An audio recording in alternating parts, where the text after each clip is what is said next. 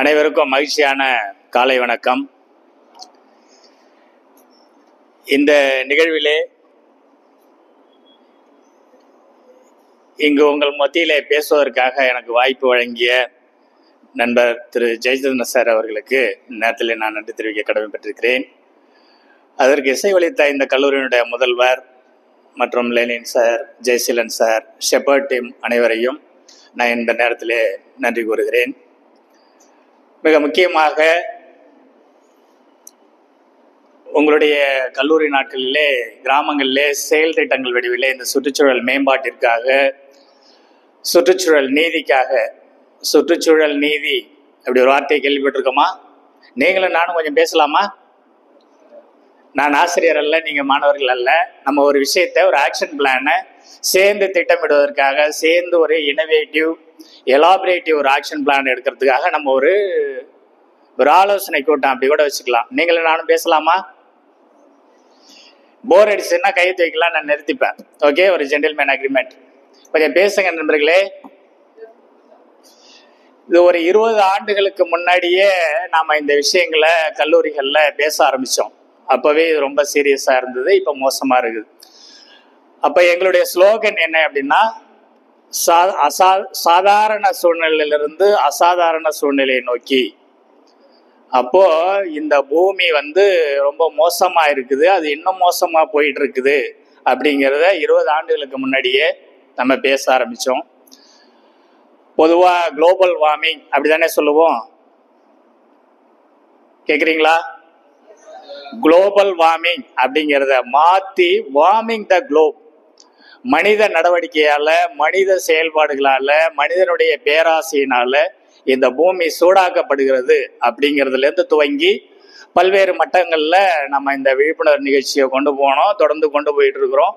ஓரளவுக்கு விழிப்புணர்வு பெற்ற சமூகமாக மக்கள் மாறிவிட்டார்கள். ஆனால் அரசாங்கங்களும் அரசாங்கத்தை சார்ந்தவர்களும் இங்க அரசியல் பேசணும் அப்படிங்கிறது கிடையாது. அதனால ரியாலிட்டியை புரிஞ்சுக்கணும். இல்லாததுனால இன்னைக்கு நிலைமை மோசமா போயிட்டு இருக்குது. அதுக்கு நாம என்ன செய்ய முடியும்? தனிநபரா நாம என்ன செய்ய முடியும்? கல்லூரி இது போன்ற தன்னார்வ அமைப்புகள் மூலமாக என்ன செய்ய முடியும்? இங்க உள்ளூர் அளவில் இருக்கக்கூடிய குழுக்கள் மூலமாக நம்ம என்ன செய்ய முடியும்? இது போன்ற பல்வேறு பங்குதாரர்களை, ஸ்டேக் ஹோல்டர்ஸை வச்சு நம்ம என்ன செய்ய முடியும் அப்படிங்கிறத குறித்து நம்ம பேசுவதற்காக தான் நம்ம அங்கே நான் அழைச்சிருக்கிறாங்க. அதனால நான் உங்களுக்கு பிரயோஜனமா இருக்கிற மாதிரி பேசுவேன் அப்படிங்கிற நம்பிக்கை எனக்கு இருக்குது. ஒருவேளை போர் அடிக்குது, நான் பேசுறது புரியல அப்படின்னா கையை உயர்த்தினா நான் நிறுத்திப்பேன். ரைட். இந்த சுற்றுச்சூழல் பாதுகாப்பு அப்படிங்கிறதுல மிக முக்கியமா எல்லாரும் வலியுறுத்தி பேசுவது, எல்லாரும் செய்வது மரம் நடுவது. சார் காலையிலே சொல்லிட்டாங்க, அந்த ஒரு மரம் நட்டிட்டு போறேன் அப்படின்னா டாக்குமெண்டேஷனுக்காகவும் ஃபேஸ்புக்கு, ட்விட்டர்ல போட்டுக்கலாம். இப்போ எல்லாருமே அரசியல் கட்சிகள், சினிமா நடிகர்கள், நம்மை போன்ற கல்லூரி நிறுவனங்கள், சமூக பணி நிறுவனங்கள், தன்னார்வ அமைப்புகள், திருமணங்கள், இது போன்ற பல்வேறு நிகழ்வுகள்ல மரக்கன்றுகள் நடுறாங்க. இந்த மரக்கன்றுகள் இதுவரைக்கும் நட்டது எல்லாமே பழிச்சிருந்ததுன்னு வச்சுக்கோங்களேன். நம்ம எங்க இருப்போம்? காட்டுக்குள்ளதான் இருப்போம். ஏன் அது எல்லாமே ஃபெயிலியர் ஆயிடுச்சு அல்லது நடைமுறைக்கு வரல? ஏன் அதை செயல்படுத்தப்படலை? ஏன் அது பெயரளவுல இருந்ததா? உள்ளபடியே அதுல என்னதான் நடக்குது அப்படிங்கிறத குறித்து நம்ம விரிவா பேசுவோம். திருமண நிகழ்ச்சிகள்ல ஒரு கம்பவுண்ட் வச்சிருப்பாங்க, பார்த்திருக்கீங்களா?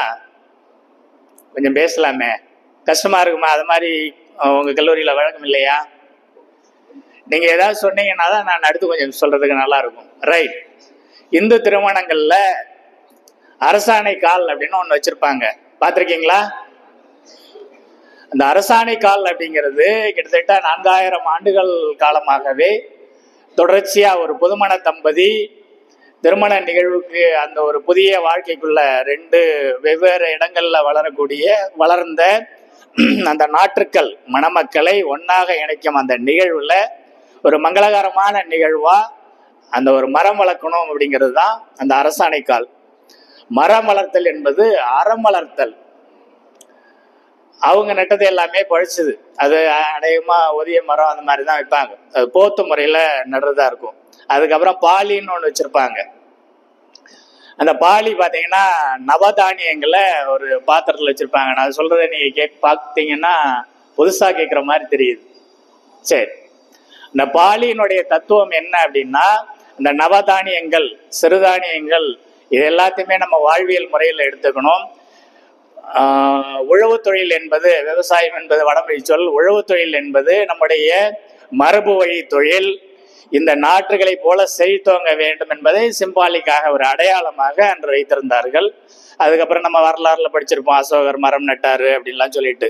இப்போ மரம் நடுவதற்கான தேவைகளும் சூழல்களும் தொடர்ச்சியா நம்ம கிட்ட வந்துகிட்டு தான் இருக்குது, தேவைகள் இருந்துகிட்டு தான் இருக்கு.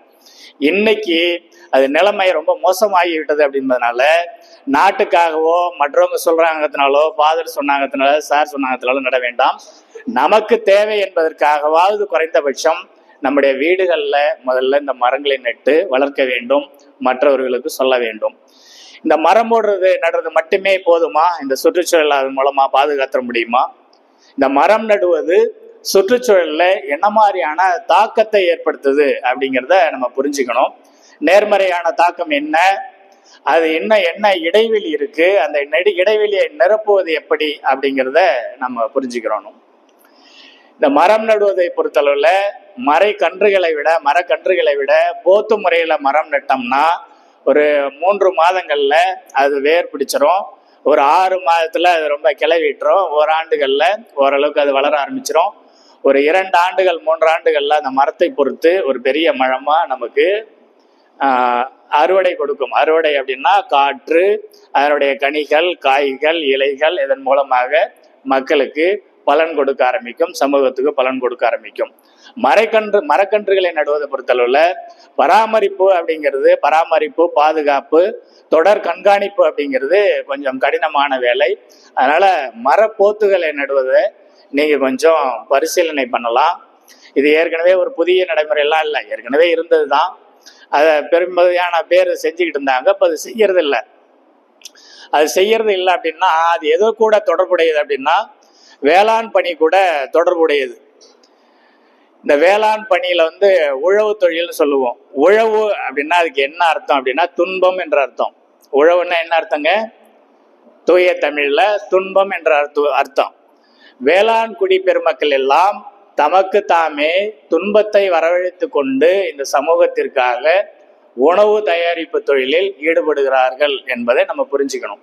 இப்போ விவசாயம் லாபகரமானது இல்லை, அது நஷ்டம், விவசாயத்தில் விட்டு எல்லாரும் வெளியேறாங்க, திட்டமிட்ட தரிசு நிலங்களாக விளைநிலங்கள்லாம் மாற்றப்படுகிறது, விளைநிலங்கள் எல்லாம் ரியல் எஸ்டேட்டுகளாக மாற்றப்படுகிறது அப்படிங்கிறதை கடந்து இந்த விவசாயத்தில், இந்த வேளாண்மையில், மரபு வழி வேளாண்மையில் லாபகரமான ஒரு தொழிலாக அதை மாற்ற முடியும், மீட்டெடுக்க முடியும் அப்படிங்கிறத கிராமப்புறங்களில் பணி செஞ்சிட்டு இருக்கிற நீங்கள், விவசாய பெருங்குடி மக்களோட தொடர்பில் இருக்கக்கூடிய நீங்கள் புரிஞ்சுக்கணும். அவங்களுக்கு சின்ன அளவிலான விழிப்புணர்வு செயல்பாடுகளை முன்னெடுக்கணும் அப்படிங்கிறத நான் இந்த நேரத்தில் கேட்டுக்கிறேன். அது ஒரு லாபகரமான விவசாயத்தை தொழிலாக மாற்றுவது எப்படி அப்படிங்கிறது ஏற்கனவே இருந்தது. இப்போ தெரியும், நமக்கெல்லாம் நெல் போட்டுட்டு இருப்போம் வயல்ல. அடுத்து என்ன போடுவோங்க? நெல் போடுவோம். அடுத்து என்ன போடுவாங்க? அடுத்த போகும் மறுபடியும் நெல் போடுவோம். அடுத்த போகம் என்ன போடுவோம்? நெல் போடுவோம். அப்போ இது ஒற்றை சாகுபடி முறைக்கு நம்ம எப்போ வந்தோமே அப்பவே மண்ணினுடைய வளம் என்பது குறைந்து விட்டது. விவசாயத்துக்கும் சுற்றுச்சூழல் பாதுகாப்புக்கும் என்ன சம்பந்தம் அப்படின்னு நினைக்கலாம். அது சம்பந்தம் இருக்கு, அதை லிங்க் பண்றதுக்கு நான் உங்களுக்கு சொல்றேன். அப்ப இந்த ஒற்றை சாகுபடி முறை என்பது மண்ணினுடைய அந்த வளத்தை நாளடைவில் மிக மிக அப்படியே குறைச்சிட்டே மண்ணை மலடாக்கும் தன்மையுடையது. பாரம்பரிய விவசாயம் பண்ணாலும் சரி, அது செயற்கை முறையில் செயற்கை ரசாயன உரங்களை பயன்படுத்தி செஞ்சாலும் சரி, அந்த பலதானிய சாகுபடி என்பது பாரம்பரியமாக நம்ம தொடர்ந்து கடைபிடித்து வந்த ஒரு முறை. இப்போ வேர்க்கடலை போட்டோம் அப்படின்னு பார்த்தீங்கன்னா, அந்த வேர்க்கடலையில் அந்த வேர் பகுதி இருக்குல்ல, அதில் முடிச்சா இருக்கும். அதெல்லாம் நீங்கள் படிச்சிருப்பீங்க, எல்லாரும் உங்களுக்கு தெரிஞ்ச விஷயம்தான். அது நைட்ரஜனை சேமித்து வச்சிருக்குது. இந்த வேரில் மண்ணிலிருந்து எடுக்கக்கூடிய நைட்ரஜன் சத்தை அந்த வேரில் சேமித்து வச்சிருக்குது. திரும்ப அந்த கடலை அந்த கொடியை அந்த வயல்ல மடக்கி விழும்போதோ அல்லது ஆடு மாடுகளுக்கு தீவனமாக கொடுத்த அந்த சாணத்தை போடும்போதோ நைட்ரஜன் சத்து மறுபடியும் அது மண்ணிலே வருது. அடுத்து எள்ளு போடும்போது அந்த பாஸ்பரஸ் சத்து, ஜிப்சம் போடுவாங்க. ஜிப்சம்ங்கிறது ஓரளவு இயற்கையான அந்த உப்பு தான் அது. அதனால பெரிய அளவில் மண்ணுக்கு ஒன்றும் பாதிப்பு இல்லை. மறுபடியும் அந்த எள்ளு தட்டையை வயல்லே போட்டு மடக்கி விழும்போது அடுத்த போகம் கம்பு போடுறதுக்கு நல்லா இருக்கும். வெளியிலிருந்து உங்களுக்கு உரம் மூட்டையை இங்கே விவசாய நிலத்துக்கு வாங்கிட்டு வர வேண்டிய அவசியமே இல்லை. இது சுழற்சி முறையில் பாரம்பரியமாக செய்து வந்த முறை. இதை எல்லாத்தையும் விடுவித்து விட்டு அது பணப்பயிராக மோனோகிராப்பாக என்னைக்கு அதை நம்ம மாட்டினோமோ அதிலிருந்து மண்ணும் மலடாக்கப்பட்டது. விவசாயம் பெரிய அளவில் நஷ்டத்தை சந்திச்சுட்டு வந்தாங்க. விவசாயத்தில் பெரிய அளவில் உர செலவை மிச்சப்படுத்தணும்னா இதுதான் இன்னொன்று. அப்புறம் அதில் ஊடு பயிர் சாகுபடி முறை அப்படின்னு கேள்விப்பட்டிருப்பீங்க. கடலை வயலில் பார்த்தீங்கன்னா காராமணி பயிர் போட்டிருப்பாங்க, தட்டைப்பயிர் போட்டிருப்பாங்க, பார்த்துருக்கீங்களா? புளிச்சக்கீரை போட்டிருப்பாங்க. கடலையை பொறுத்தளவில் அந்த நம்ம சொல்லக்கூடிய காலகட்டங்களில் 20 ஆண்டுகளுக்கெல்லாம் 6 மாத பயிர். இப்போ எல்லாம் அது 3 மாதம் 3.5 மாதத்துக்கு வந்துருச்சு. அந்த 6 மாத பயிரில் கடலை பயிரில் பூச்சி வரும். அந்த பூச்சி வந்ததுன்னா அந்த கடலையை அதுலேருந்து இயற்கை முறையில் அதை எடுக்கிறதுலாங்கிறது ரொம்ப கஷ்டம். அதனால் அனுபவ முறையில் என்ன செஞ்சாங்க அப்படின்னா, பச்சை பட்டாணி, துவரை, காராமணி, அதுக்கப்புறம் புளிச்சக்கீரை, இந்த செடிகள்லாம் போட்டு வச்சுருப்பாங்க.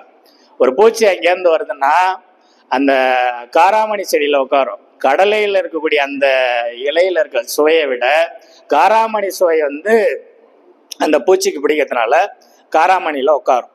அந்த காராமணியில் உட்காரும்போது அதுக்குள்ள காராமணி தட்டைப்பயிர் காய்ப்புக்கு வந்திருக்கும். அது வேரோட பிடிங்கி எடுத்துட்டோம்னா பூச்சியோட இந்த பக்கம் செடி வெளியில் வந்துடும். முதல் போகம் அறுவடையும் கிடைச்சிரும். விவசாயி முதல்ல போட்ட அந்த விதைக்கான செலவை வெளியில் எடுத்துருவார். அதுக்கப்புறம் புளிச்சக்கீரை ரொம்ப உயரமாக வளர்ந்துருக்கும். ரெண்டாவது பட்டம் வர்ற அந்த பூச்சிகள் புளிச்சக்கீரை இலையில இருக்கும்.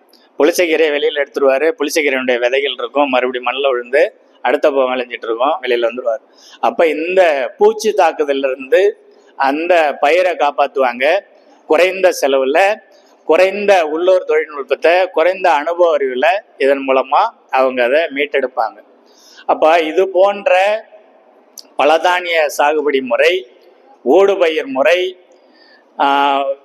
உரம் இல்லாமல் இயற்கை உரங்களை நம்பி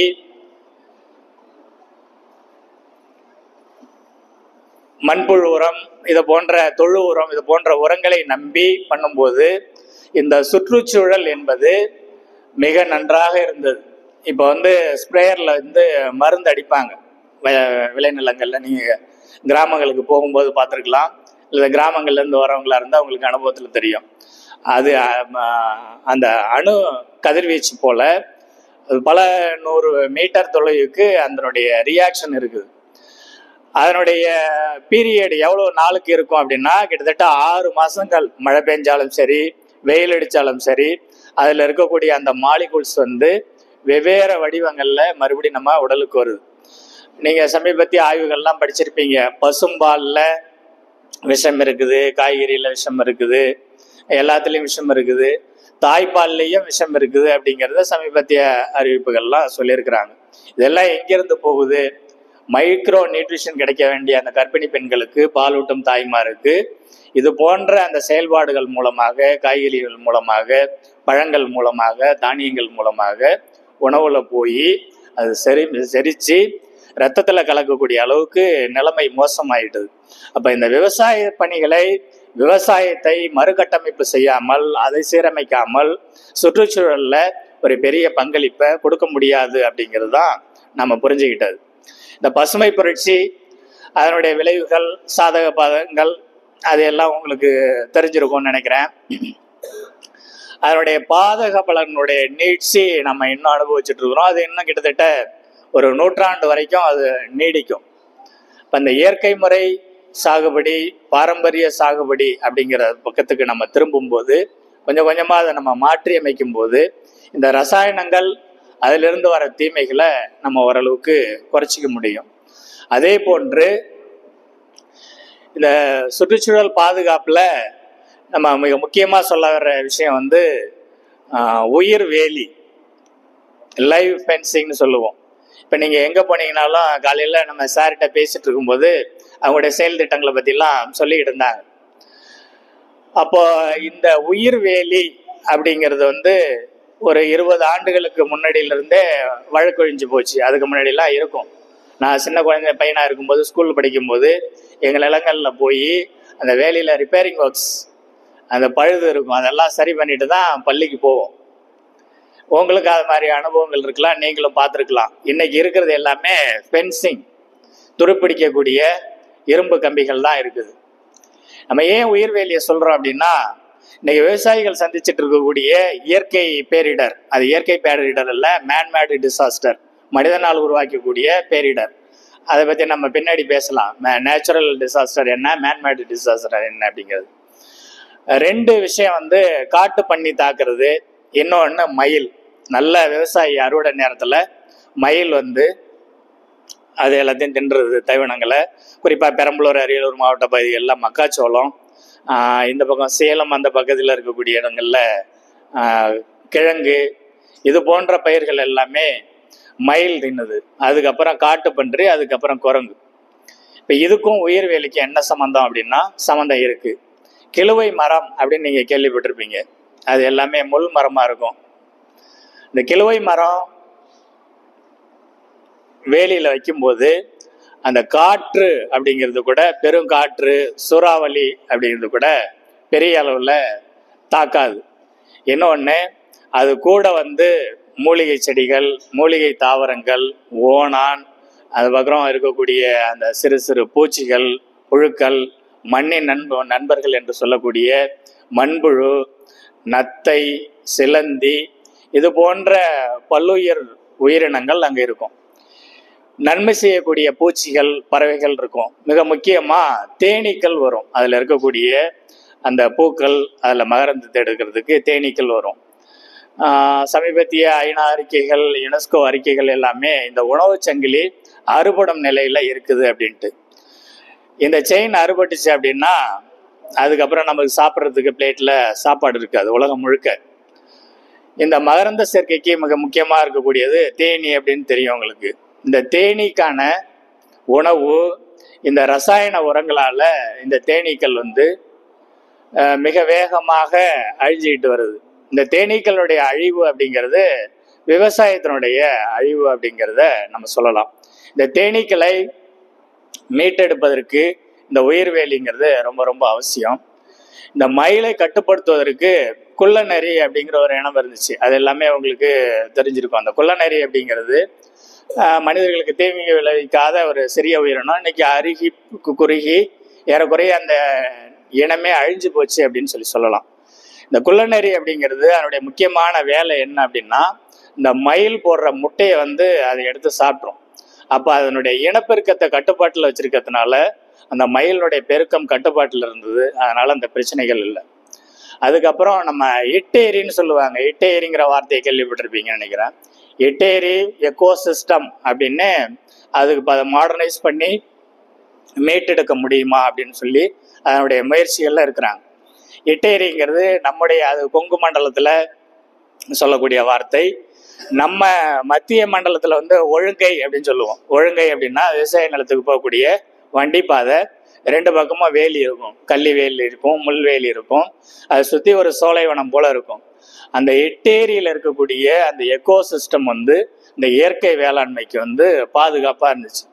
இந்த கருப்பு நிறத்தில் ஒரு அட்டை இருக்கும். அதை மக்குண்ணின்னு சொல்லுவோம், மென்னுடலின்னு சொல்லுவோம். அந்த அட்டை வந்து நமக்கு அருவருப்பாக இருக்கும். அது வீடுகளில் வரும்போது அது வயலில் செய்யக்கூடிய அந்த வேலை என்பது அதனுடைய மதிப்பு, அந்த வேலைக்கான அந்த வேல்யூ, மணி வேல்யூ அப்படிங்கிறது ரொம்ப ரொம்ப அதிகம். அதுதான் நம்ம இருக்கக்கூடிய அந்த தழை, இலைகள், இது எல்லாத்தையுமே மக்க செய்து இந்த மண்ணிற்கு மறு உரமாக ரீசைக்ளிங்கில் கொடுக்குது. அதே போன்று நத்தை, ஓணான் வேட்டைக்கு போன அனுபவங்கள்லாம் அவங்களுக்கு இருக்கா என்னன்னு தெரியல. பள்ளிகள் காலங்களில் அந்த ஓணானை பிடிச்சி விளையாடுறதே ஒரு பெரிய விளையாட்டு. இப்போ இந்த ஓணான்ங்கிற இனமே அழிஞ்சு போச்சு. ஓணான் என்ன செய்யும் அப்படின்னா, இந்த முசுறு பூச்சி, கம்பளி பூச்சி அப்படிங்கிறது பயிர் தாக்கத்தில் அதிகமாக இருக்கும். மனிதர்களுக்கும் தோல் நோயை ஏற்படுத்தக்கூடியது. அந்த மாதிரியான பூச்சிகளை பிடிச்சி சாப்பிடக்கூடியது ஓணான். அப்போ இந்த பல்லுயிர் சூழல்ல மனிதர்கள் எப்படி வடிவமைத்திருக்கார்கள் அப்படின்றால், இந்த பூமி நமக்கு மட்டுமானது. அப்ப நமக்கு மட்டுமான தேவைகளை உருவாக்கணும் அப்படிங்கிறத இந்த மனிதர்களுடைய அந்த டிசைன் வந்து மோசமான டிசைனா இருந்ததுனால இந்த மாதிரியான உயிரினங்கள் எல்லாம் தங்களுடைய வேலைகளையும் தங்களுடைய இனத்தையும் முடித்து கொண்டன. அதே போன்று இந்த எக்கோசிஸ்டம்ல பல நூறு உயிரிகள் காணாமல் போயிடுச்சு. அது காணாமல் போனதனுடைய விளைவு தான் இது. கடைசியா நம்முடைய நட்சத்திரமாக ஒரே ஒரு அந்த தேனி அப்படிங்கிறது ரொம்ப ரொம்ப மிக முக்கியமான பங்கு. மகரந்த சேர்க்கை நடக்கல அப்படின்னா எந்த ஒரு தாவர உற்பத்தியுமே உணவு உற்பத்தியுமே இருக்கவே முடியாது. அதனால அதனுடைய அழிவும் கிட்டத்தட்ட 40% மேல நாட்டு ரக தேனீக்கள் அழிஞ்சு போச்சு அப்படின்னு சொல்றாங்க. இப்போ அதை விஞ்ஞானிகள் இயற்கை முறையில செயற்கை முறையில மறுபடியும் அதை ஹைபிரிட் ரகமா உருவாக்கிட்டு இருக்கிறாங்க. ஹைபிரிட் ரகத்துல ஏற்கனவே ஆஸ்திரேலியன் மண்புழு கொண்டதனுடைய மோசமான விளைவுகளை இப்பதான் நம்ம இந்தியாவில் உணர்ந்திருக்கிறோம். ஆரம்பத்திலே சமூக அமைப்புகள்லாம் அதை நம்ம எதிர்த்தோம். இந்த மண்புழு ஆஸ்திரேலியன் மண்புழு இங்க கொண்டு வரக்கூடாது அப்படின்னு. ஆஸ்திரேலியன் மண்புழுடைய முக்கிய உணவு என்ன அப்படின்னா, அது மக்கும் இந்த கம்போஸ்டா தான் இருக்கணும், இந்த பயோ வேஸ்டா தான் இருக்கணும். ஆனா அது என்ன பண்ணுது அப்படின்னா, நாட்டு ரக மண்புழுக்களை சாப்பிட ஆரம்பிச்சது. அதனால அங்க நாட்டு ரக மண்புழுக்களே இல்லாம போயிடுச்சு. அதே போன்று இந்த மாதிரியான இந்த இதுலையும் மரபணு மாற்றம் செய்யக்கூடிய அந்த தேனீக்களை கொண்டு வரும்போது எதிர் விளைவுகளை தான் உருவாக்கும். அதனால இருக்கிறத நம்ம மறுசீரமைக்கணும், மறுகட்டமைப்பு செய்யணும் அப்படிங்கிறது தான். அதே போன்று மரபணு மாற்றம் செய்யப்பட்ட காய்கறிகள், பழங்கள், விதைகள், சீட்லெஸ். இப்போ திராட்சைகளில் பார்த்தீங்கன்னா பெரும்பகுதி சீட்லெஸ் தான். சுருக்கமாக சொல்லணும்னா அந்த சீட்லெஸ் மாதிரி தான் மனிதர்களும் ஆவாங்க நாளடைவில். அதனால சீட்லெஸ் பழங்களை தயவு செஞ்சு நீங்கள் சாப்பிட்டு இருந்தீங்கன்னா நிறுத்துங்க, மற்றவர்களுக்கு சொல்லுங்க, மற்றவர்களுக்கும் நீங்கள் பரிந்துரை செய்யுங்க. ரைட். இந்த உயிர்வேலி அப்படி என்பது விவசாயிகளுடைய பாரம்பரியத்தினுடைய சின்னம், அடையாளம். அதிலே நமக்கு தேவையான காய்கறிகள் கிடைக்கும், மூலிகைகள் கிடைக்கும், மருந்து வகைகள் கிடைக்கும், கிழங்குகள் கிடைக்கும், பழங்கள் கிடைக்கும். பலாப்பழம், கலாக்காய், சூரப்பழம், சப்பாத்தி கல்லி, சப்பாத்தி பழம், அது எல்லாமே நம்ம சாப்பிட்ருப்போம். அது வந்து ஒரு உன்னத சுவை, அது ஒரு மருந்து பொருள். சப்பாத்தி கல்லியில் இருக்கக்கூடிய பழம் வந்து ரண சிகிச்சையில் இன்னைக்கு மிகப்பெரிய மருந்து அப்படின்னு சொல்லி கண்டுபிடிச்சிருக்கிறாங்க. ரோட்டோரத்தில் கேட்பார் இல்லாமல் இருக்கிறது. அதே போல் நித்திய கல்யாணி, இதெல்லாம் ஆடு மாடு தின்னாது.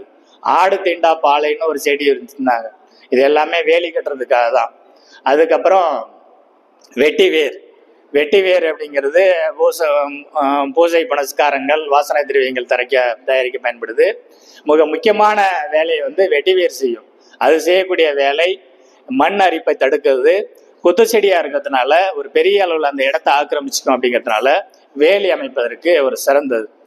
இந்த வேலியில நம்ம பார்த்துருப்போம். நீங்க அந்த திருநெல்வேலி, இந்த பக்கம் ராமநாதபுரம் மாவட்டங்களில் பார்த்தீங்கன்னா பனைமட்டையாலேயே செஞ்சுருப்பாங்க. பனைமட்டையினுடைய அடி மட்டை இருக்கு இல்லைங்களா, அந்த மட்டையாலே நெருக்கமாக பண்ணியிருப்பாங்க. அது 4-5 ஆண்டுகளுக்கு வரும், கம்பியாலே பின்னிருப்பாங்க. நான் எங்கிட்ட படம் இருக்கு, சார்கிட்ட அப்புறம் பின்னாடி அனுப்புகிறேன். உங்களுக்கு அடுத்தடுத்த நிகழ்வுகளில் அதை காமிப்பாங்க. ஒரு சின்ன கூட அதில் நுழைய முடியாது. ரொம்ப பாதுகாப்பான இயற்கை முறையிலான வேலி. அதனால எந்த ஒரு பாதிப்பும் இல்லை. காசு கொடுத்து வாங்க வேண்டியதில்லை. உள்ளூரில் கிடைக்கக்கூடிய வளங்களே அவங்க பயன்படுத்திக்கிறாங்க. அதற்கான மனித உழைப்புக்கு ஏற்ற கூலியும் அங்கேயே கிடைக்குது. அப்போ இந்த தற்சார்பு வாழ்வியலிருந்து விவசாயத்தை விட்டு வேளாண்மை தொழிலை விட்டு வெளியில் வந்ததும் சுற்றுச்சூழலுக்கு மட்டுமல்ல, அது பொருளாதார ரீதியாக சமூக ரீதியாக மிகப்பெரிய பின்னடைவையும் தோல்வியையும் உருவாக்குச்சு அப்படின்னு தான் நம்ம சொல்லணும். இந்த உயிர்வேலி அப்படிங்கிறத அடுத்த நீங்கள் உங்களுடைய கல்லூரி அசைன்மெண்ட்டுக்காக நீங்கள் கிராமங்களில் போகும்போது, விவசாயிகளை சந்திக்கும் போது இந்த விஷயத்தை நீங்கள் வலியுறுத்தி பேசுங்க. நம்ம விவசாயிகிட்டிருந்து தான் நிறைய கற்றுக்கணும். அவங்க இப்போ கொஞ்சம் அதை மறந்து போன விஷயம். அதனால் அதை நம்ம திரும்ப தூசி தட்டி அவங்களுக்கு ஒரு மாற்று உருவாக்கத்துக்கான வேலைகளை, செயல் திட்டங்களை நீங்கள் செய்யலாம். அதற்கு வந்து ஒரு முன்னோடி திட்டமாக அங்கே இருக்கக்கூடிய பள்ளிகள், அங்கன்வாடி மையங்கள் அல்லது வேற சின்ன அரசு அலுவலகங்கள் ஏதாவது இருந்துச்சு அப்படின்னா உள்ளூரில் கிடைக்கக்கூடிய இந்த உயிருள்ள இந்த மரம், செடி, கொடிகளை வைத்து இந்த வேலியை ஒன்று உருவாக்குறதுக்காக நீங்கள் ரோல் மாடலாக ஒன்று உருவாக்கலாம். அது ஷெப்பர்டு ஸ்டூடெண்ட்டால் உருவாக்கப்பட்டது அப்படிங்கிற ஒரு நேம் அங்கே கிரியேட் பண்ணோம், ஒரு மாடலை கிரியேட் பண்ணோம். அது கூடவே நீங்கள் வரும்போது இந்த சீசனில் பார்த்தீங்கன்னா பரங்கி கொடி, பூசணி கொடி அது மாதிரி போட்டிருப்பாங்க. அந்த ஒரு 2-3 மாதங்களுக்கு ஆடு மாடுகளுக்கு மேய்ச்சல் எதுவும் கிடைக்காது. அப்போ ஈஸியாக வந்து விளைநிலத்தையோ நம்ம இருக்கக்கூடிய தோட்டப்பயிர்களையோ தாக்க வரும்போது இயற்கையாகவே சூழலில் அமைப்பு என்ன அப்படின்னா, இந்த பரங்கி கொடி, பூசணி கொடி அந்த வேலியில் ஏற்றி விட்டிங்கன்னா ஃபுல்லாக கவர் ஆகிடும். ஒரு கிரீன் வால், ஒரு பசுமையான வால். அதில் அந்த பக்கம் என்ன இருக்குதுன்னே பார்க்க முடியாது, அந்த அளவுக்கு ஒரு அடைப்பாக இருக்கும். ஆடு மாடுகளால் வர முடியாது. இதுதான் இயற்கையினுடைய அமைப்பு. இந்த இயற்கையினுடைய அமைப்பை மாற்றும் போதோ, சிதைக்கும் போதோ, புறக்கணிக்கும் போதோ, அழிக்கும் போதோ எல்லாமே அழிஞ்சு போகுது. அதனால இந்த சிஸ்டத்துக்கு நீங்க வரணும் அப்படின்னு சொல்லி விவசாய பெருமக்களுக்கு நீங்க கொஞ்சம் ஒரு விழிப்புணர்வு கொடுக்கலாம். இந்த உயிர்வேலியில கிட்டத்தட்ட 67 வகையான வேலிகளை அடையாளம் கண்டுபிடிச்சிருக்காங்க. பனைமட்டையால் கட்டுறது, நெய்வேலி காட்டாமணுக்கு எனக்குன்ற சூப்பர்பா அது பேர், அதன் வழியாக கட்டுறது, அதுக்கப்புறம் இந்த இளந்த முள், சூற முள் அது வழியாக கட்டுறது. இது எல்லாமே லைஃப் லாங் நீங்கள் கவாத்து பண்ணி விட்டுட்டே இருந்தீங்கன்னா போதும் இருக்கும். இந்த முள்வேலியினுடைய ஆண்டு கம்பியினுடைய தரத்துக்கு பொறுத்தளவில் 3 வருஷம் 5 வருஷம் அவ்வளோதான். ஆனால் இந்த உயிர்வேலி பண்ணிங்கன்னா உங்களுக்கு தலைமுறையாக அது நீண்டுகிட்டே இருக்கும். அதே மாதிரி முள் கல்லி, ஆறுமுக கல்லி, இது மாதிரி நிறைய கலெக்டிவாக இருக்குது. 5 அடுக்கு, 2 அடுக்கு, 3 அடுக்குன்னு இந்த டயர் சிஸ்டம்லேயும் இந்த முள்வேலிகள் இருக்குது. நீங்கள் கேட்க அதிகமாக ஆர்வம் இல்லைங்கிறதுனால நம்ம அடுத்ததுக்கு போயிடலாம். இது எல்லாமே நான் உங்களுக்கு பின்னாடி அனுப்பி விட்றேன். அதுக்கப்புறம் நீங்கள் அதை தேவைப்படும் போது நீங்கள் அதை பார்த்துக்கலாம். ரைட். இந்த மர வளர்ப்பை பொறுத்தளவில் நான் 2 ஆலோசனைகளை உங்களுக்கு முன்வைக்க விரும்புகிறேன். ஒன்று வந்து போத்து முறையில் மரம் நடுவது, இன்னொன்று குறுகிய இடங்களில் அதிக மரங்களை நட முறையான குறுங்காடு, மியாவாக்கி குறுங்காடு. உங்களுக்கு ஏற்கனவே தெரிஞ்ச செய்தியாக இருக்கலாம். இது ஜப்பானில் இந்த மியாவாக்கிங்கிற ஒரு பேராசிரியர் அவருடைய பல்கலைக்கழகத்தில் கண்டுபிடிச்ச அந்த ஒரு மெத்தடாலஜி. அது ஒரு 1000 சதுர அடியில் ஒரு 400 மரங்களை வளர்க்குறது. இது என்ன அப்படின்னா, திருச்சி போன்ற மாநகரங்களில் இடம் இல்லை, ஆனால் ஆர்வமும் எனக்கு நேரமும் இருக்குது, என்னால் ஒரு காடு வளர்க்கணும், மரம் வளர்க்கணும் அப்படின்னா இந்த மாதிரி கல்லூரிகள், கல்வி நிறுவனங்கள், அரசு நிறுவனங்கள், காலியாக இருக்கக்கூடிய நிலங்கள், சாலையோரம் இருக்கக்கூடிய இடங்கள், இதெல்லாம் அவங்களுடைய அனுமதி பெற்று அந்த இடங்கள்ல நம்முடைய ஆர்வத்தையும் செயல்திறனையும் விருப்பத்தையும் நிறைவேற்றிக் கொள்ளலாம். இந்த குறுங்காடுகள் என்பது குறைவான எண்ணிக்கையில் குறைவான இடத்துல அடர்த்தியான மரங்களை நடுவதன் மூலமாக அந்த எக்கோ சிஸ்டத்தை வந்து மீட்டெடுக்க முடியும். ஒரு மரம் அப்படிங்கிறது ஒரு 1.5 டன் ஏசிக்கு சமம். அது கொடுக்கக்கூடிய குளிர்ச்சியை நமக்கு கொடுக்குது அப்படின்னு சொல்றாங்க. இந்த குறுங்காடுகள் வளர்ப்பதன் மூலமாக இது இப்போதான் கொஞ்சம் கொஞ்சம் விரிவடைஞ்சிக்கிட்டு இருக்குது. நீங்கள் எல்லாம் பார்த்துருப்பீங்க. அப்படி இல்லைன்னா அடுத்தடுத்து உங்களுக்கெல்லாம் காலேஜில் கூப்பிட்டு போவாங்க. அப்போ அதில் நீங்கள் நேரடியாக நீங்கள் கண்டு வர முடியும். நாகமங்கலத்துலேயும் கூட அடுத்து நீங்கள் அந்த இனிஷியேட்டிவ் எடுக்கலாம். நம்ம அது ஒரு மாடலாக வந்து மற்றவங்களுக்கு காட்டலாம். மற்றவர்கள் 1000 செய்தாலும் நம்ம அதில் அட்வான்ஸ்டாக இன்னும் அதில் எப்படி பண்ண முடியும். குறுங்காடுகளில் வந்து இதுவரையிலையும் நான் பார்த்த அளவில் மரக்கன்றுகளை மட்டும்தான் நட்டுட்டு இருக்கிறாங்க. அதில் மூலிகைகளையும் கிழங்குகளையும் மற்ற குட்டை செடிகளையும் நம்ம எப்படி வளர்க்க முடியும் அப்படிங்கிறத நம்ம அதில் பார்க்கலாம். இந்த குறுங்காடுகளை கமர்ஷியலைஸ் பணமாக எப்படி நம்ம உருவாக்கலாம். பணமாக அப்படின்னா குறுங்காடுகள்லேருந்து அதுலேருந்து கிடைக்கக்கூடிய தானாக விழக்கூடிய அதனுடைய முதிர்ச்சி அடையக்கூடிய அந்த பொருட்களை நம்ம எப்படி நம்முடைய தேவைக்கு வணிகத்துக்கு அதை நம்ம பயன்படுத்திக்கலாம் அப்படிங்கிறத குறித்து நம்ம இன்னும் நிறைய செய்ய வேண்டியிருக்குது. அதனால் உங்களுடைய ஊராட்சிகளில் நீங்கள் பேசி ஊராட்சி நிர்வாகம் உங்களுக்கு ஒத்துழைப்பு கொடுப்பாங்கன்னா, அல்லது நீங்கள் போகிற பகுதியில் பள்ளிகளில் 1 சென்ட் இடம் இருந்தால் கூட போதும். என்ன இடம் கிடைக்குதோ அதில் நம்மளால் அதிகப்படியானதை வைக்க முடியும். அது குறித்த தொழில்நுட்பம் எப்படி செய்யணும் அப்படிங்கிறத நீங்கள் கேட்டிங்க அப்படின்னா நான் பிபிடி தயார் பண்ணி அனுப்புகிறேன். இல்லை சார் சொல்லுவாங்க. இல்லை விர்ச்சுவல் மீடியா அது மாதிரி எனி மோடு நம்ம அதை பண்ணலாம். அதாவது தகவலை தெரிஞ்சுக்கிறதுக்கு தொழில்நுட்பத்தை கொடுக்கறதுக்கு ஒன்றும் சிக்கலும் இல்லை. ஆர்வமும் முயற்சியும் செயல் திட்டமும் தான் ரொம்ப அவசியம். அப்போ இந்த குறுங்காடுகளை கிராமங்களில் நம்ம உருவாக்குவதன் மூலமாக அந்தந்த பகுதிகளில் செய்ய ஆரம்பிப்பாங்க. இந்த வனத்துறையின் மூலமாக டிபிஆர்ஜி ஒருங்கிணைந்த விரிவான வேளாண் காடுகளை உருவாக்கும் திட்டம் அப்படின்னு சொல்லி விவசாயிகளுக்கு மரக்கன்றுகள் கொடுக்குறாங்க. பட்டாச்சட்டா எடுத்துகிட்டு போனோம்னா மரம் நடுறது. தனியார் நிலங்களில் வனத்துறையின் மூலமாக அவர்கள் உற்பத்தி செய்யக்கூடிய அந்த மரக்கன்றுகளை நம்முடைய நிலங்களில் நட்டுக்கலாம். அது சந்தன மரம் வாங்கிக்கலாம், வேங்கை, சால், தேக்கு, அது மாதிரி என்ன மரம் கேட்குறோமோ கொடுப்பாங்க. சந்தன மரம்லாம் ஒரு மரம் நடணுன்னா கூட பின்னாடி அது அறுவடையின் போது சட்ட சிக்கல் இருக்குது. அதே மாதிரி செம்மரம் வனத்துறையின் மூலமாக வாங்கி விவசாயிகள் பண்ணாங்கன்னா 2 விஷயம். ஒன்று, இப்போதைக்கு இந்த நாட்டுக்கு, இந்த சமூகத்திற்கு ஒரு கான்ட்ரிபியூஷன், இந்த மரம் நடும் வேலையை செய்கிறாங்க.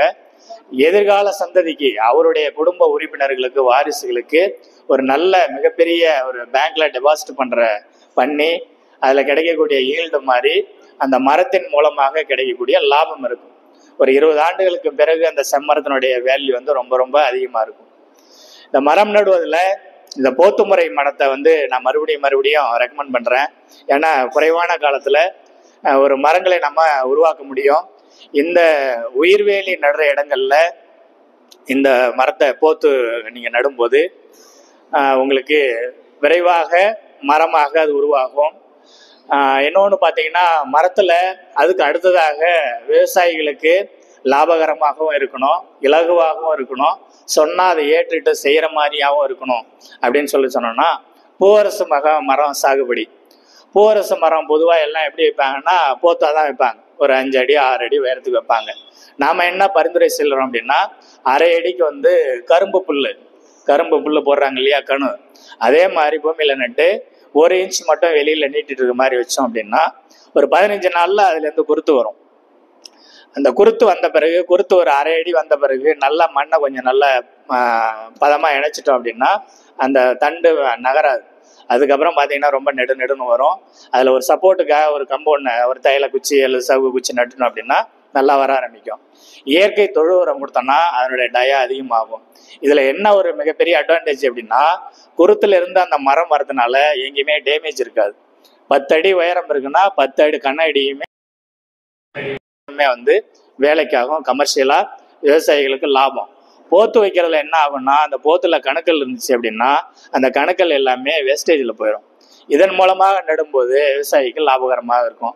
இதில் பெரிய அளவிலான பிரச்சனை என்ன அப்படின்னா, இந்த மரம் சுற்றளவு வரத்துக்கு கொஞ்சம் நாள் பிடிக்கும். பெரிய அளவிலான காற்று வரும்போது இது சாய்வதற்கான வாய்ப்புகள் இருக்குது. உயிர்வேலி அவர் தூக்கி வச்சுட்டாரு அப்படின்னா இந்த காற்றினுடைய அளவு குறைவாக இருக்கும். இந்த உயிர்வேலியை கைவிட்டதனுடைய விளைவு தான் டெல்டா மாவட்டங்களில் மழை பெஞ்சப்போ பார்த்தீங்கன்னா பயிரெல்லாம் சாஞ்சி போச்சு அப்படின்னு சொல்லுவாங்க. திருச்சி மாவட்டம் லால்குடி பகுதி, இந்த பக்கம் மணச்சநல்லூர், இந்த பகுதியெல்லாம் வாழையெல்லாம் பார்த்தீங்கன்னா தரைமட்டமாக இருக்கும். வாழையை காப்பாற்றுறதுக்கு ஒரே ஒரு ஈஸியான வழி இதுதான், உயிர்வேலி தான். இந்த உயிர்வேலி வாழை இலையோட வச்சு 2வது லேயரில் பண்ணோம் அப்படின்னா காற்று வந்து அங்கேயே தடுக்கும். காற்று தடுப்பானா பயன்படும். எப்படி இந்த அலையாத்தி காடுகள் வந்து கடல்லேருந்து வரக்கூடிய அந்த வேகத்தை குறைக்குதோ, அதே போன்று உயிர்வேலிகள் என்பது இந்த பயிரை பாதுகாப்பதில் மிக முக்கியமான பங்கு இருக்குது. வாழை, நெல் பயிர்களை சேதாரம் இல்லாமல் காப்பாற்றணும் அப்படின்னா உயிர்வேலி தான் உன்னதமான ஒரே வழி. இது பொது வழியில் ஏற்கனவே இருந்தது, மரபு ஒழிந்த கைவிடப்பட்ட வழி. அதனால இதை மீட்டெடுக்கணும் அப்படின்னு சொல்லி நம்ம அதில் விவசாயிகள்கிட்ட கேட்டுக்கலாம். அதுக்கப்புறம் இன்ஸ்டிடியூஷனலாக நான் ஏதாவது செய்ய முடியுமா அரசு நிறுவனம் சார்ந்து அப்படின்னா, கிராமங்கள் அளவில் 2 விஷயம் இருக்குது. ஒன்று கிராம சபா, இன்னொன்று ஊராட்சி நிர்வாகம். கிராம சபையில் போன பங்கெடுத்த அனுபவம் யாருக்காவது இருக்கா? யாருக்குமே இல்லையா? ரைட். கிராம சபை தெரியுமா? சரி, பெருவாரியா நீங்க எதுவும் பதில் சொல்லல அப்படிங்கிறதுனால நான் சொல்லிட்டு போயிடுறேன். கிராம சபை அப்படிங்கிறது வருடத்திற்கு 5 முறைகள் வந்து அரசாங்கத்தால நடத்தப்படுது. இங்க இருக்கக்கூடிய கிராம சபையினுடைய அதிகாரம் எது அப்படின்னா பாராளுமன்றத்துக்கு இணையான அதிகாரம். இதை நீங்க கிராமங்கள்ல வேலை செய்யும் போது மிக முக்கியமா தெரிஞ்சு வச்சுக்கணும். பாராளுமன்றத்துல ஒரு ஸ்டாண்டிங் கமிட்டி இருக்கு, அவங்க தான் முக்கியமான ரூலர். பாராளுமன்றம் தான் அதிகாரம் உள்ள அமைப்பு, அதுதான் முடிவு எடுக்குது அப்படின்னா ஸ்டாண்டிங் கமிட்டி அதில் ஒன் ஆஃப் த பார்ட். அந்த ஸ்டாண்டிங் கமிட்டி நம்ம ஊராட்சியில் இருக்கு. அது ஊராட்சி மன்ற தலைவர்களுக்கும் தெரியாது, சொல்ல மாட்டாங்க. தெரியாதுன்னு சொல்ல மாட்டாங்க. அதுக்கு அடுத்த நிலையில் இருக்கக்கூடிய ஊராட்சி ஒன்றிய அலுவலர்கள், வட்டார வளர்ச்சி அலுவலர்கள், மாவட்ட நிர்வாகத்தில் இருக்கிறவங்களும் இந்த ஸ்டாண்டிங் கமிட்டியை பற்றி சொல்ல மாட்டாங்க. ஸ்டாண்டிங் கமிட்டி சைலண்டாக இயங்கிட்டு இருக்கு. அதில் நீங்களும் கூட இருக்கலாம். அவங்கெல்லாம் பேரை போட்டு வச்சுருப்பாங்க.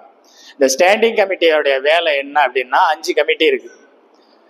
அந்த 5 கமிட்டியை கேட்கறதுக்கு நேரம் இல்லை அப்படிங்கிறதுனால இந்த ஒரு கமிட்டியை மட்டும் சொல்கிறேன்.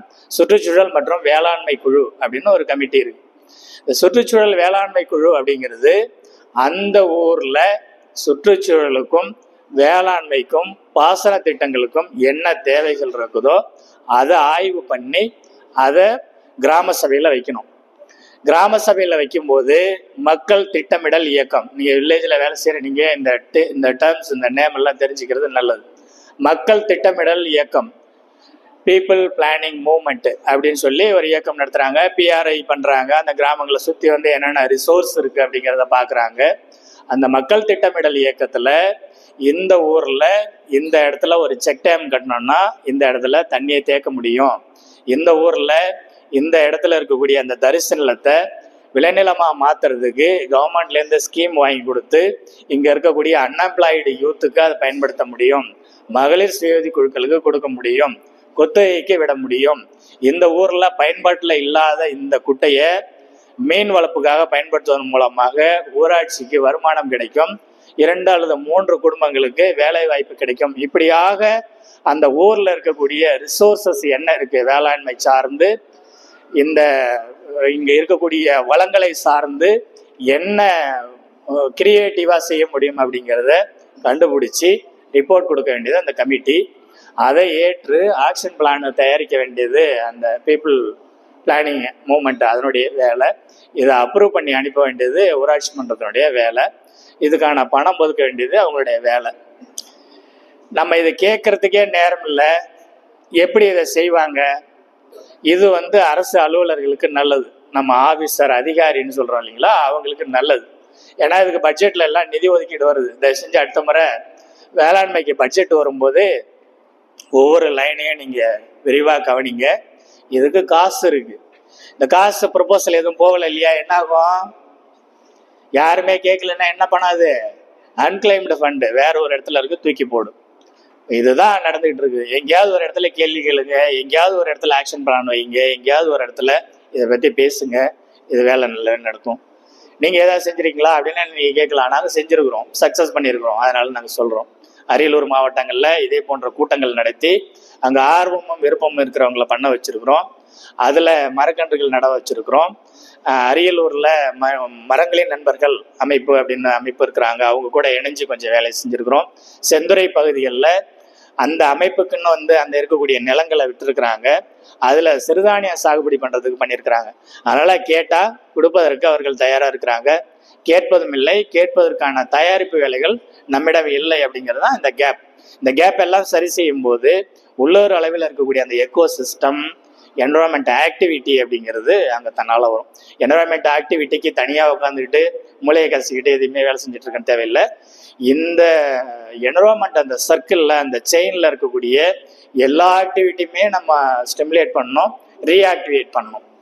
ஒரு பயன்பாட்டில் இல்லாத ஒரு குட்டையை நீங்கள் அதை சீரமைப்பதோ அல்லது மறுபயன்பாட்டுக்கு மீன் வளர்ப்பதற்கோ அல்லது பாசி வளர்ப்பதற்கோ ஸ்பைருலினா வளர்ப்பதற்கோ வேற எந்த பயன்பாட்டுக்கு நீங்கள் பயன்படுத்தினாலுமே அதுவுமே சுற்றுச்சூழல் ஆக்டிவிட்டி தான்.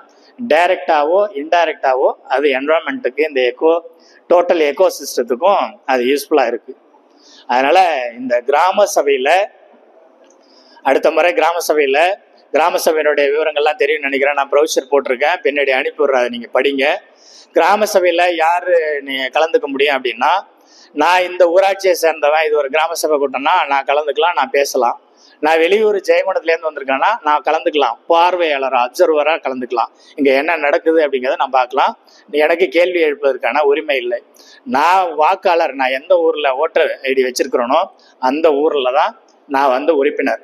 கிராமத்தில் இருக்கக்கூடிய ஓட்டர்ஸ் எல்லாருமே கிராம சபையில் உறுப்பினர். நான் போகலாமா, நான் கேள்வி கேட்கலாமா, நான் இதை பற்றி பேசலாமா அப்படிங்கிறலாம் இல்லை, கண்டிப்பாக கேட்கலாம். நாங்கள் கிராம சபையில் கலந்துக்கிறதுக்குன்னே ஒரு 7-8 அமைப்புகளை வச்சுருக்குறோம்.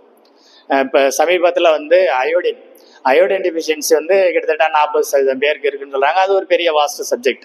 அது எப்படி இருக்குது அப்படிங்கிறத டிஸ்ட்ரிக்டில் நாங்கள் மானிட்டர் பண்ணுறோம். அதை பற்றி பேசுவதற்கு மகளிர் குழுக்களில் நாங்கள் ட்ரைனிங் கொடுத்துருக்குறோம். அங்கங்கே போய் கலந்துப்பாங்க, இதை பற்றி பேசுவாங்க. சரி, நான் இந்த ஊருக்கு வந்துட்டேன், இந்த கிராம சபையில் நான் பேச முடியாது, நான் ஏதோ ஒரு கருத்தை சொல்ல விரும்புகிறேன் அப்படின்னா உள்ளூரில் இருக்கிற தன்னார்வல ஒரு ஆளை, உள்ளூரில் இருக்கிறவங்கள அவங்கள நம்ம ட்ரெயின் அப் பண்ணி அவங்கள பூஸ்டப் பண்ணி அவங்கள நம்ம பேச வைக்கலாம். தனிநபர் கோரிக்கையாக அந்த இடத்துல நம்ம முன்வைக்கலாம். அப்போ இந்த மாதிரியான கிராம சபை கூட்டம், ஏன்னா இது அதிகாரம் உள்ளது, மக்கள் நேரடியாக பங்கேற்பதற்கு சட்டத்தில் ஒரே ஒரு இடத்துல தான் அதிகாரம் கொடுத்துருக்கு, அது கிராம சபை தான். அது 3 மாதத்துக்கு ஒரு முறை வரும். அந்த வாய்ப்பை நம்ம தவற விட்டோம் அப்படின்னா நம்ம பேச முடியாது. கிராம சபை தான் நம்முடைய கருத்துக்களை கேட்பதற்கான ஒரு முக்கியமான இடம். நீங்கள் கிராம சபையில் போய் உங்களுடைய கருத்துக்களை குறித்து விரிவாக பேச முடியும். கலெக்டர் ஆஃபீஸில் பேச முடியாது, பிடிஓ ஆஃபீஸில் பேச முடியாது, வேற எந்த அரசு அலுவலகத்துலையும் பேச முடியாது, காசு கொடுத்து வைத்தியம் பார்க்குற டாக்டர்கிட்ட கூட பேச முடியாது. ஆனால் கிராம சபையில் அதை பற்றி பேசலாம், தனிநபராக பேசலாம், கலெக்டிவாக அந்த ஊருக்கு தேவையான விஷயங்களை நீங்கள் கிராம சபையில் பேசலாம். அதில் ஒரு ஆக்ஷன் பிளானை நீங்கள் கொண்டு வரலாம். அதுக்காக தான் அந்த ஸ்டாண்டிங் கமிட்டி இருக்குது. அந்த ஸ்டாண்டிங் கமிட்டி இருக்கும், அது செயல்படாமல் அப்படி வச்சுருப்பாங்க. ஏன்னா கேள்வி கேட்கறது கொஞ்சம் பிரச்சனை உரியது, அதனால் அதை அப்படி வச்சுருப்பாங்க. அடுத்த முறை உங்களுக்கு வாய்ப்பு கிடைக்கும் போது ஆர்வமும் விருப்பமும் இருந்ததுன்னா இந்த ஸ்டாண்டிங் கமிட்டியை ரீஸ்ட்ரக்சர் பண்ணணும் அப்படின்னு சொல்லி நீங்கள் கேட்கலாம். இப்போ தனி அலுவலர் பீரியட் அப்படிங்கிறதுனால இப்போ அமைப்பதற்கான வாய்ப்புகள் இல்லை. கிராம சபையில் நீங்கள் கேட்கலாம். அடுத்த லோக்கல் பாடி எலெக்ஷன் வரும்போது இந்த ஸ்டாண்டிங் கமிட்டியில் தகுதியான நபர்களை போடுங்க அப்படின்னு சொல்லிட்டு நீங்கள் president, vice president and team அந்த மெம்பர்ஸ் கிட்ட நீங்கள் சொல்லலாம். அந்த ஒரு மாடல் வில்லேஜை நம்ம உருவாக்கலாம். அதில் என்னென்னா சக்ஸஸ் ஸ்டோரி, நீங்கள் மாடல் வில்லேஜ்னு யூடியூப்பில் போனீங்கனாலே ஒரு 7-8 வில்லேஜ் தான் கிடைக்கும், ஒட்டுமொத்த தமிழ்நாட்டுக்கும் ஒட்டுமொத்த இந்தியாவுக்குமே. நார்த்தெல்லாம் ரொம்ப குறைவு. ஏன் அப்புறம் மற்ற வில்லேஜெல்லாம் இல்லை? சார் பேசிட்டு இருக்கும்போது சொன்னாங்க 2 ஊரில் நாங்கள் அந்த மினியேச்சர் விண்டு மில், ஏன் இது மற்ற பகுதிகளெல்லாம் பண்ண முடியல? பண்ணியிருக்கிறோம், சக்ஸஸ்ஃபுல்லாக இருக்குது. அந்த ஒரு இன்ஸ்டிடியூஷனுக்கு போதுமான பவர் அங்கேயே ஜென்ரேட் பண்ண முடிஞ்சிருக்கு அப்படிங்கிற சொன்னாங்க. அது ஒரு சக்ஸஸ் ஸ்டோரி. மற்ற இடங்கள்ல ஏன் அதை பண்ண முடியல, அதை ஏன் மாடல்னு சொல்கிறோம் அப்படின்னா, அதுலேருந்து லேர்னிங்ஸை கற்றுக்கிட்டு அதுலேருந்து இருக்கக்கூடிய மெரிட் டிமெரிட்டை கற்றுக்கிட்டு மற்ற இடங்களுக்கும் அதை பரவலாக்கணும். ஒரே இடத்துல 100 இடங்கள்ல 200 இடங்கள்ல செய்ய முடியாது.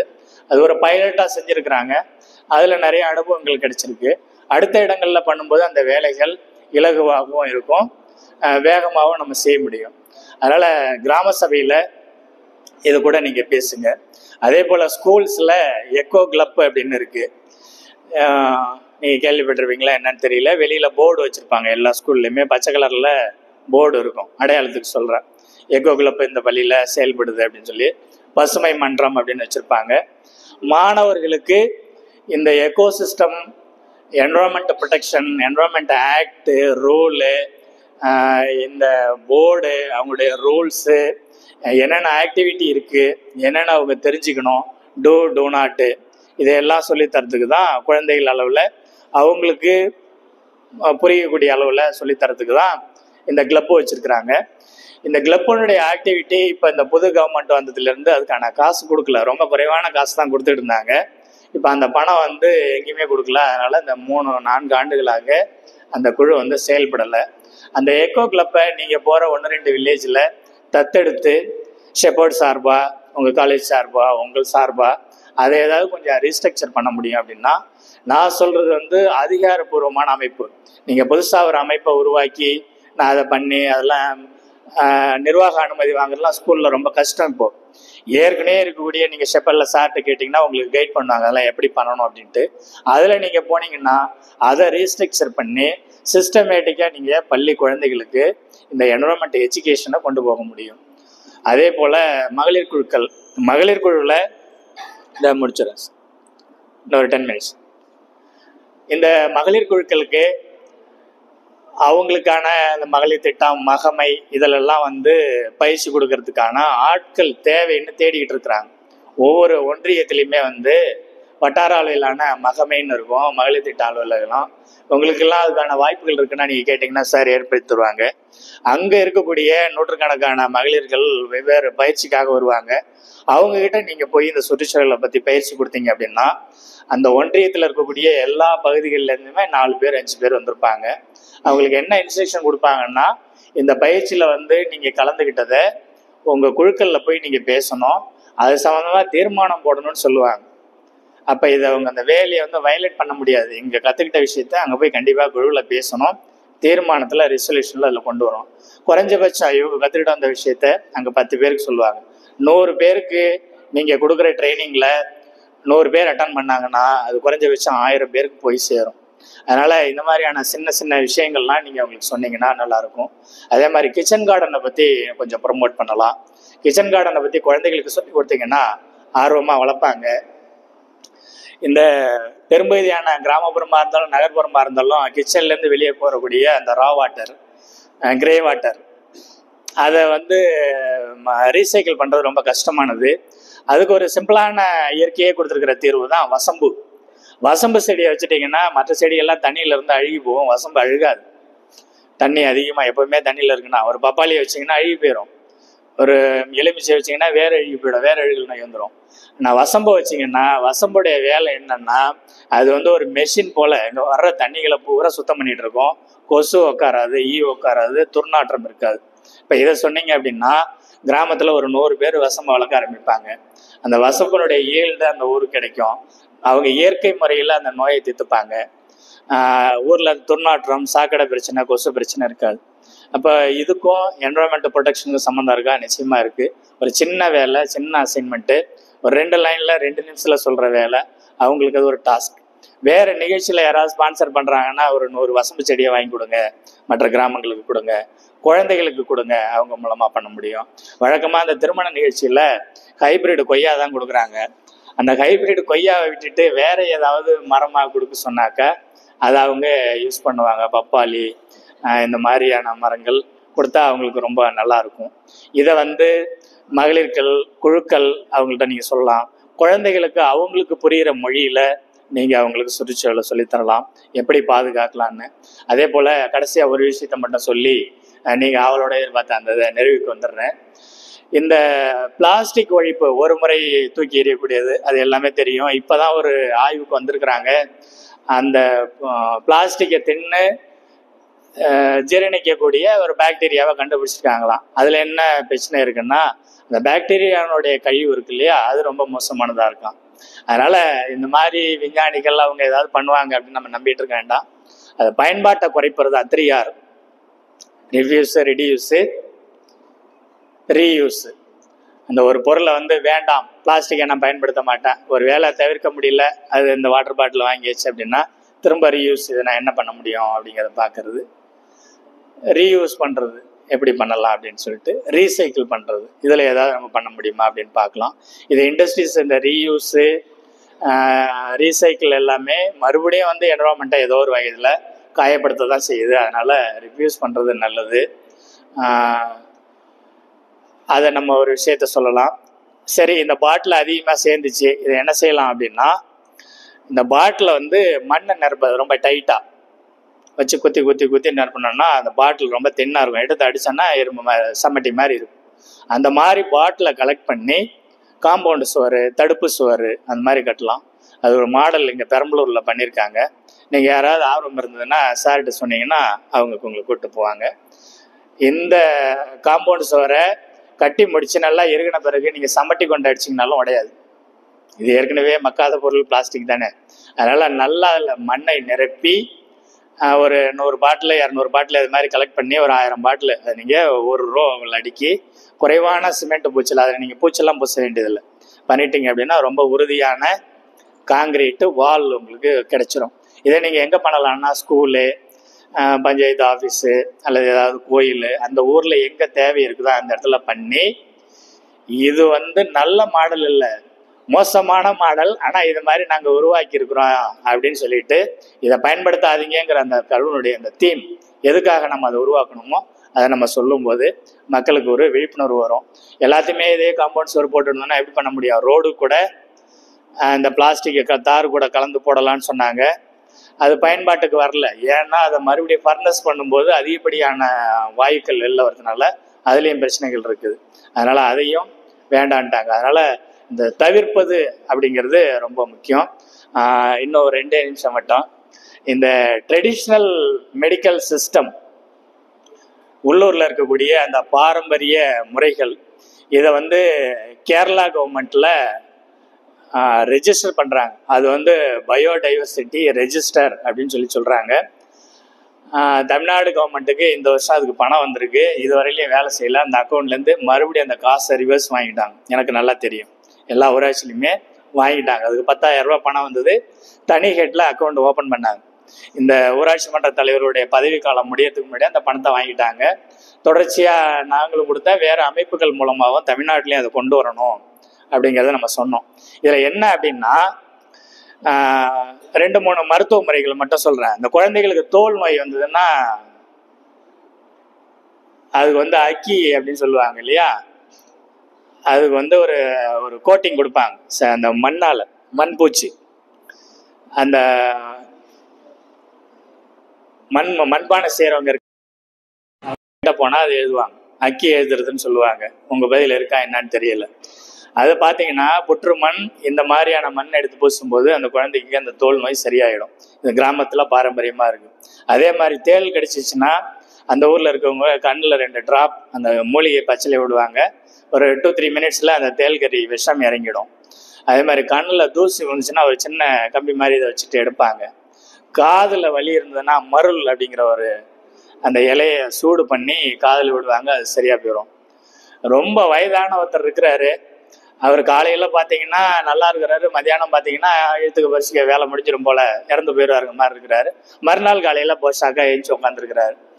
இப்படி ஒருத்தர் இருக்கிறாரு. இன்னொருத்தர் படுக்கையிலே இருக்கிறாரு. இவர் பிழைப்பாரா பிழைக்க மாட்டாரான்னு தெரியல, அடுத்த முடிவெடுக்க முடியல அப்படிங்கிற ஒரு நிலையில் அந்த காலத்தில் என்ன செய்வாங்கன்னா கலிக்கம் போடுறதுன்னு ஒன்று இருக்குது.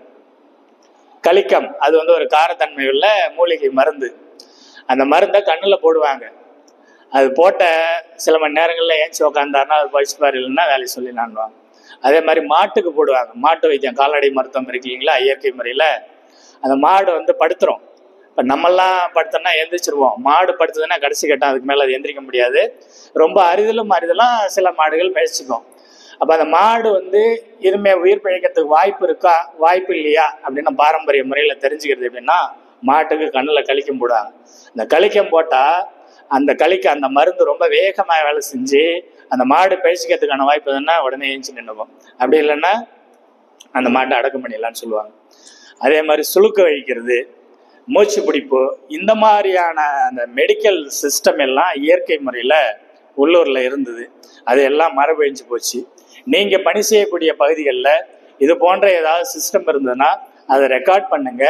நம்ம ஒரு ஓன் இன்ட்ரெஸ்டில் இந்த மாதிரி நம்ம இருக்கக்கூடிய கிராமங்களில் அங்கே கிடைக்கக்கூடிய மூலிகைகள், அங்கே இருக்கக்கூடிய தாவரங்கள், அங்கே இருக்கக்கூடிய இது மாதிரியான கைவினை பொருட்கள், பாரம்பரிய மருத்துவ முறைகள், இது எல்லாமே அந்த ஊரினுடைய சொத்து, அந்த ஊரினுடைய அசட்டு. இதை வந்து பாதுகாப்பதற்கும் மற்ற பகுதிகளுக்கு இந்த விலையில்லா மருத்துவத்தை, இந்த மருத்துவ முறைகளை எடுத்து செல்வதற்குமான ஒரு வாய்ப்புகளை நம்ம உருவாக்கணும். அப்படின்னா இதுவும் நம்ம எக்கோ சிஸ்டத்துக்கு ஒரு நல்ல வேலை தான், இதுவும் ஒரு என்வரன்மெண்ட் ஆக்டிவிட்டி தான் அப்படிங்கிறத சொல்லி முடிச்சுக்கிட்டு, இதுவரையிலே எனக்கு பேச வாய்ப்பு கொடுத்த உங்கள் அனைவருக்கும், அமைதியாக கேட்டுக்கொண்ட உங்கள் அனைவருக்கும் மீண்டும் ஒரு முறை நன்றி தெரிவித்துக் கொள்கிறேன். நன்றி, வணக்கம்.